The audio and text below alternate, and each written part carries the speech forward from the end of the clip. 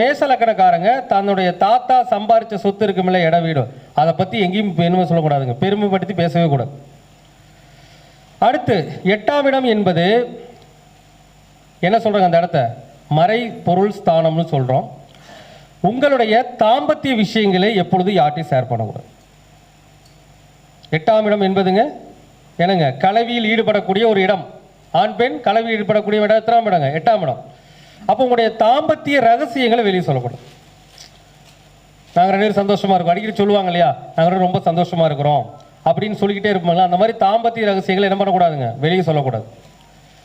8ஆம் இடம், நான் என்ன தெரியுமா, நான் நிறையா இன்சூரன்ஸ் போட்டு வச்சுருக்கேன் தெரியுமா, நான் எவ்வளோ இன்சூரன்ஸ் போட்டுருக்கு தெரியுமா. அப்போ நீங்கள் அந்த லைஃப் இன்சூரன்ஸ் ஒன்று வச்சுருப்பீங்க இல்லையா, அதை பற்றி விஷயங்களை வெளியே சொல்லக்கூடாது.